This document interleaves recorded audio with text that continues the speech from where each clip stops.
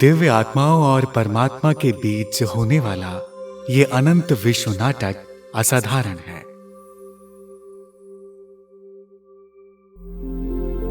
ब्रह्मांड के निर्माता, जन्म और मृत्यु के नियंत्रक, सभी आत्माओं के पिता भगवान शिव ने इस विश्व नाटक के रहस्य को उजागर किया है।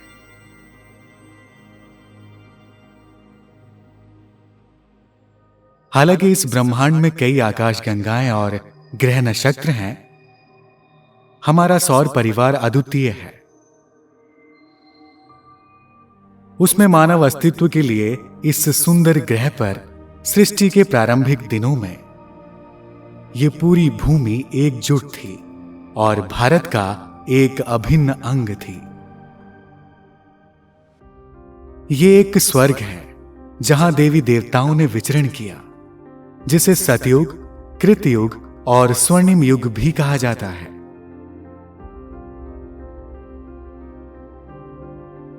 उस अद्वितीय सतयुग में हरे भरे घास के मैदान,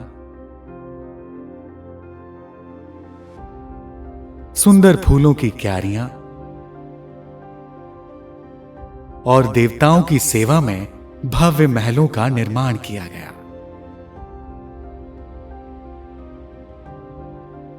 यथा राजा तथा प्रजा, उनकी जीवन शैली और आपसी संबंधों के आदर्श स्वरूप, उनकी कलात्मक कौशल की अभिव्यक्ति,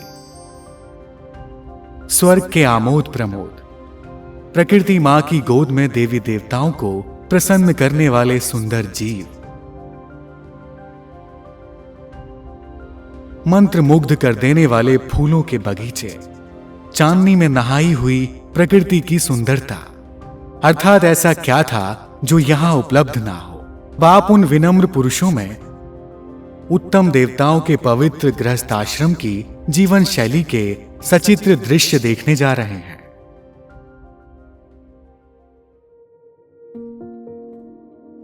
अगर आपको लगता है कि यह जादू है तो आप गलत हैं। ये अमर देवी देवताओं के मनोरंजन के लिए सतो प्रधान प्रकृति द्वारा प्रदान की गई एक आनंदमय दुनिया थी। हम सभी ने उन स्वर्गीय सुखों का अनुभव किया है। ये वे भावनाएं हैं जो अंतरात्मा में कहीं छिपी हुई हैं और बार बार हमें उसी दिशा में प्रेरित करती हैं।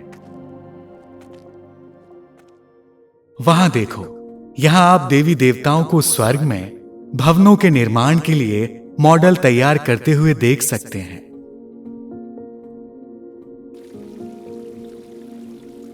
ये सभी इमारतें राजसी वैभव के लिए सुनहरी ईंटों से प्राकृतिक सुंदरता के मध्य निर्मित थी।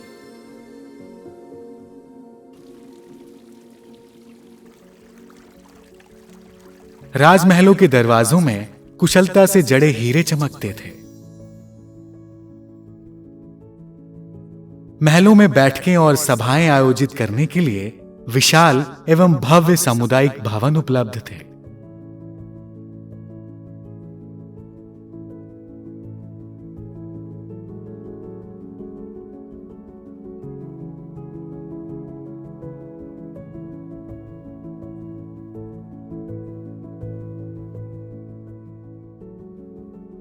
सभी देवताओं के लिए एक साथ भोजन करने हेतु सुनहरी कुर्सियों और सुनहरे बर्तनों से सुसज्जित भोजन कक्ष अत्यंत सुंदर होते थे।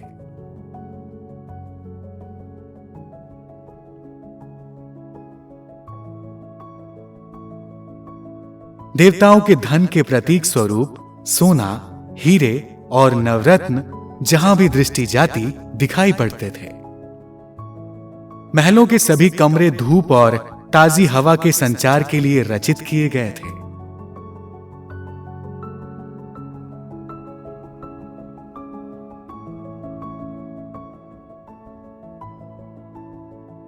देवताओं के लिए विशाल आंगन और शानदार सुविधाओं के साथ सुनहरे महल थे।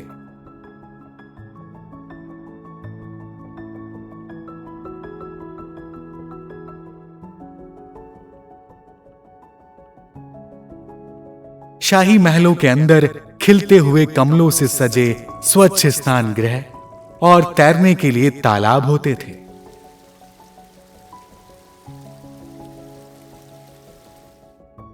पुष्पक विमानों के लिए विशेष व्यवस्थाएं थीं, जो स्वयं आकाश में चलते थे।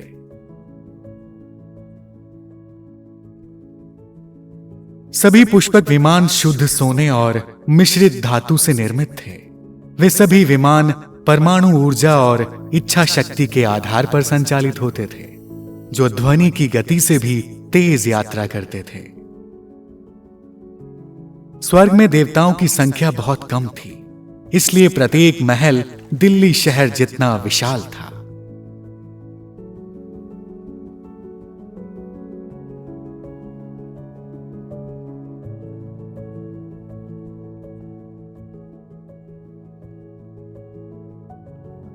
क्योंकि सतयुग प्रदूषण मुक्त दुनिया थी, इसलिए सभी इमारतें शाश्वत रूप से चमकदार रहती थीं।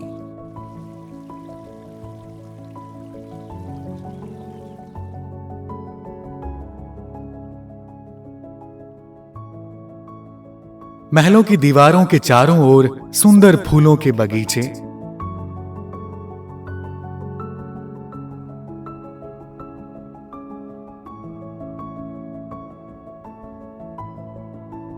शुद्ध जल और कुंड के फव्वारे दर्शकों को अपार खुशी और आनंद प्रदान करते थे।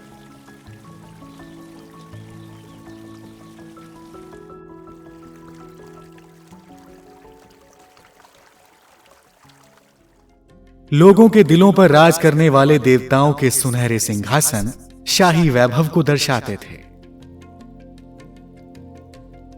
सतयुग में देवताओं की पोशाक पूर्णतः पारंपरिक, सुसंस्कृत, उन्नत और अत्यंत आकर्षक होती थी। हर स्थान और हर उत्सव वस्त्रों और आभूषणों से भव्य रूप से सुसज्जित रहता था।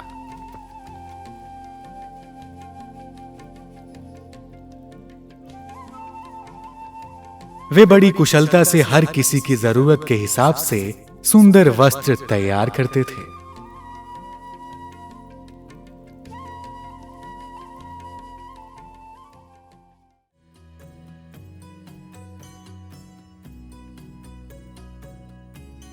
सतयुग में सभी लेन देन पारिवारिक व्यवस्था और आदान प्रदान प्रणाली के माध्यम से होते थे।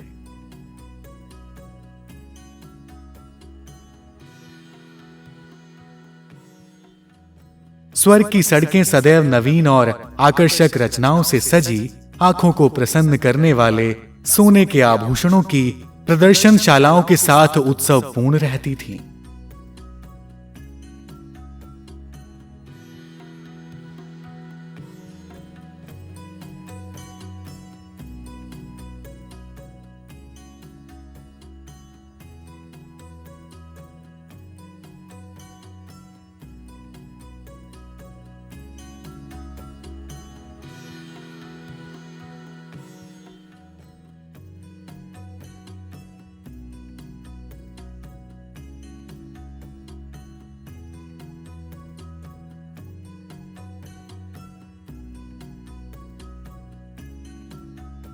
सभी आभूषण शुद्ध सोने के बने और कीमती रत्नों से जड़े होते थे।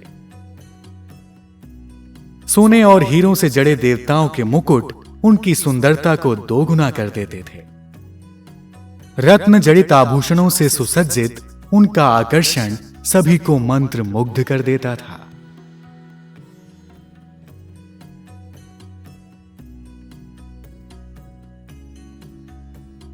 सभी देवी देवता स्वतंत्र विचार वाले थे। वे आभूषण चुनते और उन्हें पहनने का आनंद लेते थे।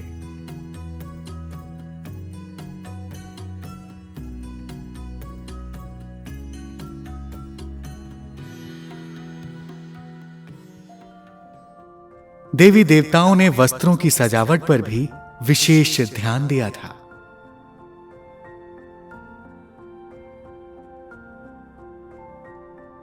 हमारी कल्पना से परे रचनाओं वाले रंगीन वस्त्र सुंदर वस्त्रालयों में उपलब्ध रहते थे।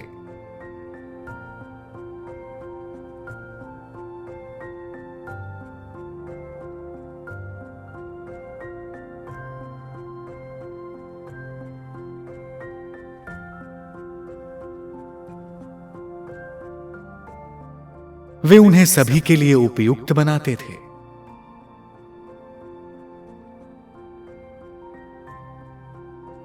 देवता आभूषण प्रेमी थे।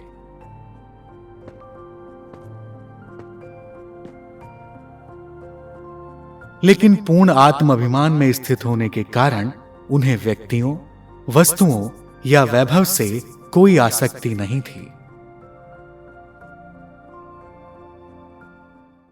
सतयुग में पुष्पक विमान का निर्माण करने वाले कारीगर 100% परिपक्व और शुद्ध विज्ञान से एक क्षण में उनकी रचना कर लेते थे। वे सभी विमान विभिन्न पक्षियों के आकार में शुद्ध सोने से बने होते थे।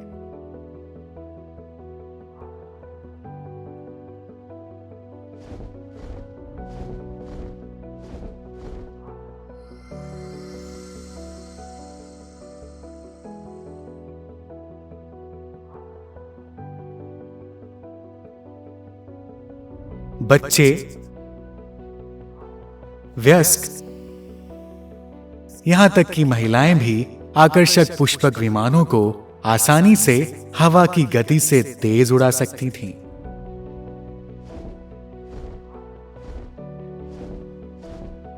वे देवताओं को सुरक्षित रूप से उनके गंतव्य तक ले जा सकते थे।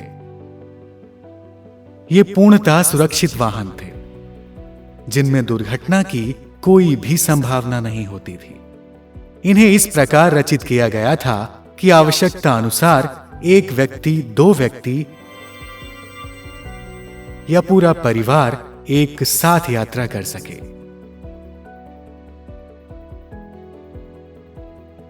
टेलीफोन की आवश्यकता नहीं थी क्योंकि गंतव्य तक ध्वनि की गति से पहले ही पहुंचा जा सकता था।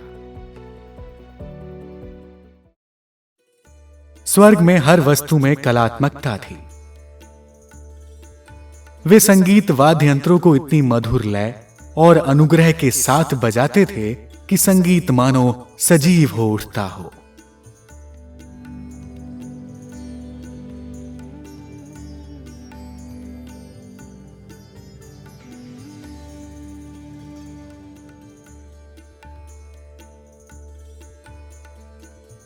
प्रकृति, पशु और पक्षी भी आत्मा को शांति देने वाले संगीत और देवताओं के स्वाभाविक नृत्य से रोमांचित हो उठते थे।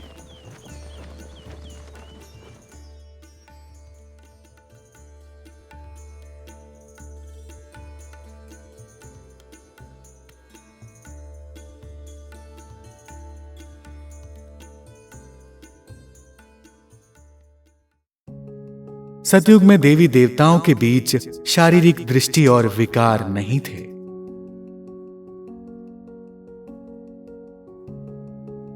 अतः वहां जन्म लेने वाले बच्चे योग शक्ति से पैदा हुए पवित्र पुष्प थे।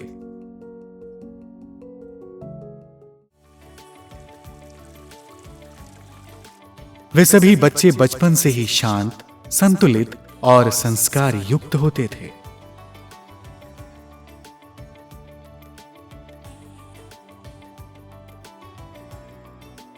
संध्या के समय सभी सुनहरे झूलों पर झूलते और बगीचों में फूलों की गेंदों के साथ खेलते थे।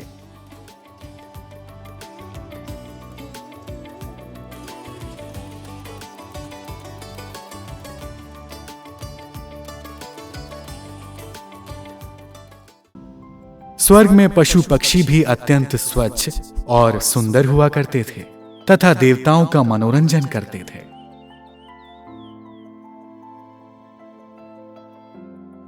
सभी देवता गाय, मोर, हिरण, शेर और बाघ के साथ आनंद पूर्वक समय बिताते थे।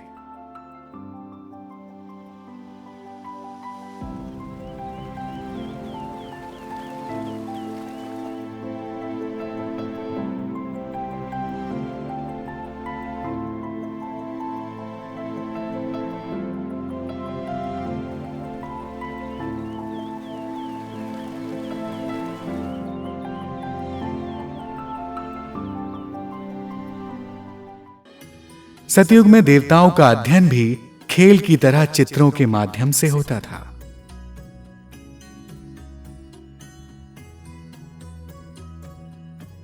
चित्रकला वहां एक महत्वपूर्ण विषय था। प्रकृति की सुंदरता, देवताओं के चित्र, बच्चों और वयस्कों द्वारा एक साथ प्राकृतिक रंगों से चित्रांकन हुआ करते थे।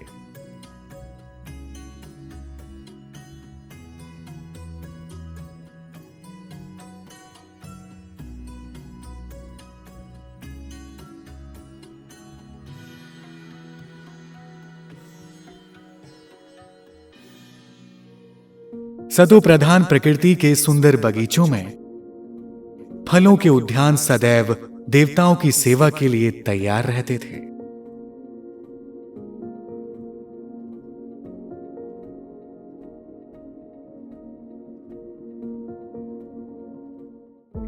यहां तक कि बच्चे भी सहजता से फल तोड़ लेते थे।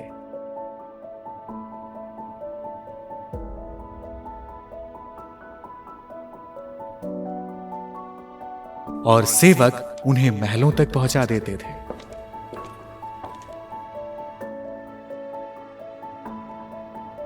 उन फलों में विशेष गुण होते थे। हर स्वाद के लिए अलग अलग फल उपलब्ध थे।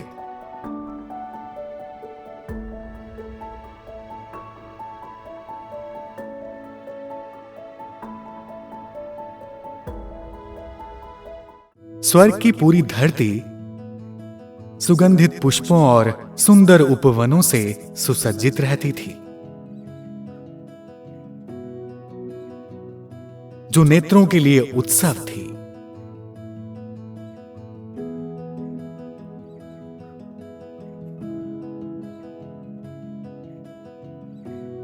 सतो प्रधान प्रकृति के कारण उन उद्यानों के फूल उच्च गुणवत्ता वाले और सुगंध से परिपूर्ण होते थे।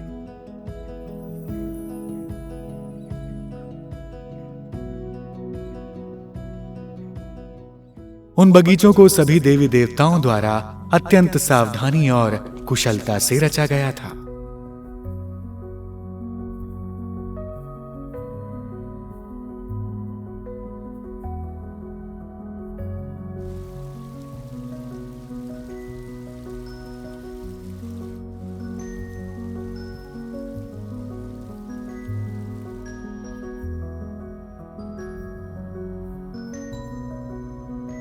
विशेष अवसरों पर वे उन बगीचों में आनंद और उल्लास के लिए जाते थे, अकेले भी और शाही परिवार के साथ भी।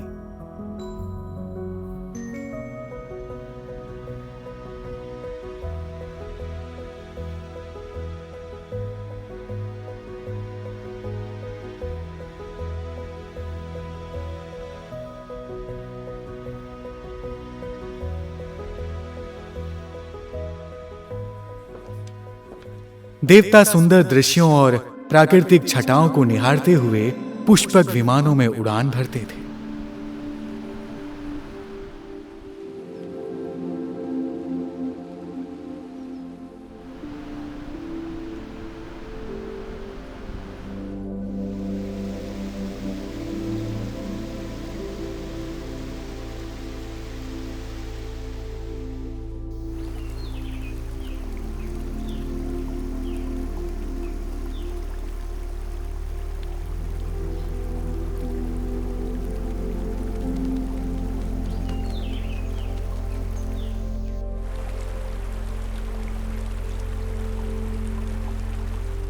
अमेरिका जैसे महाद्वीप देवताओं के लिए विहार स्थल हुआ करते थे। वहां वे गहरे झरनों में मित्रों के साथ आनंद पूर्वक तैरते थे।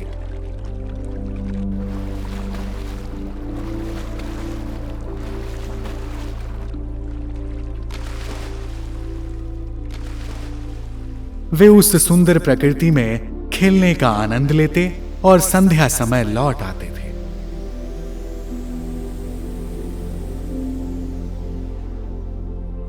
दिन में सूर्य के प्रकाश में स्वर्गीय महलों की सुंदरता अत्यंत उज्जवल होती थी और रात्रि में रत्न जड़ित महलों,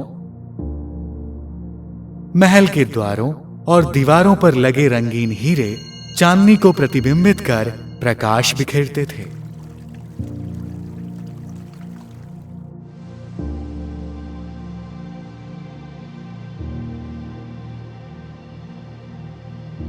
इसलिए सतयुग में बिजली से चलने वाले दीपकों की कोई आवश्यकता नहीं थी।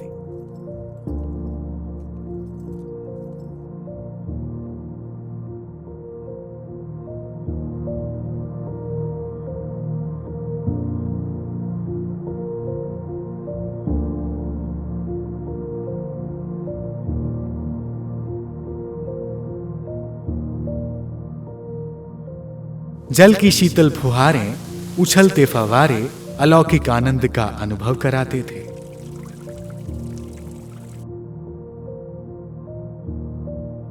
सतयुग का अर्थ ही था प्राकृतिक पूर्णता। पूर्णिमा की चांदनी में देवताओं की आभा चंद्रमा के राजा के समान होती थी।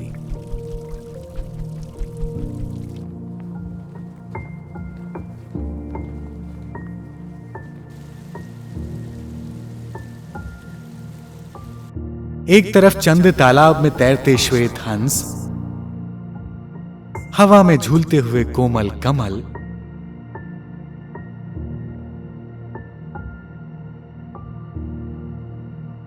विलक्षण प्रकाश में उड़ती तितलियां,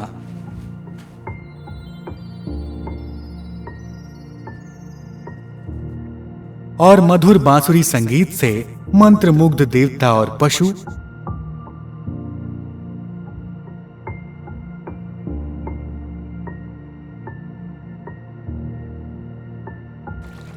दूसरी ओर नदी में स्वतंत्र रूप से नौकायान करता शाही परिवार,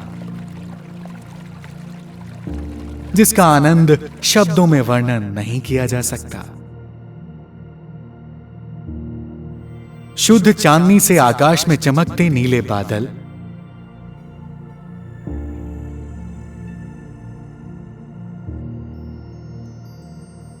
निर्जन वन प्रदेश,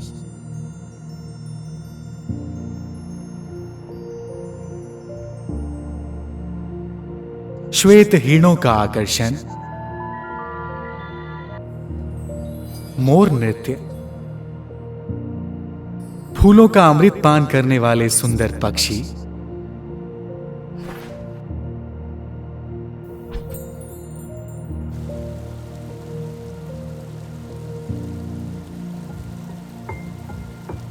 हजारों दीपों की रोशनी से सजे खूबसूरत झरनों को देखकर ऐसा लगता कि बस इसी क्षण में ही जीवन है।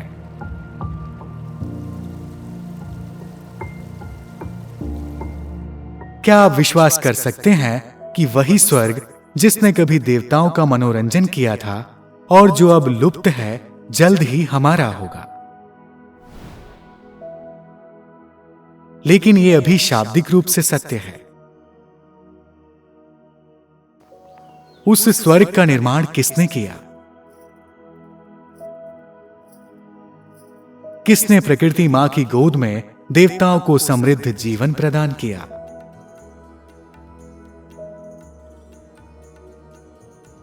वे देवता कौन थे जिन्होंने उन अनंत स्वर्गीय सुखों के आनंद का अनुभव किया? उन देवताओं ने वो पवित्र संपदा कहां से और किन साधनाओं द्वारा प्राप्त की?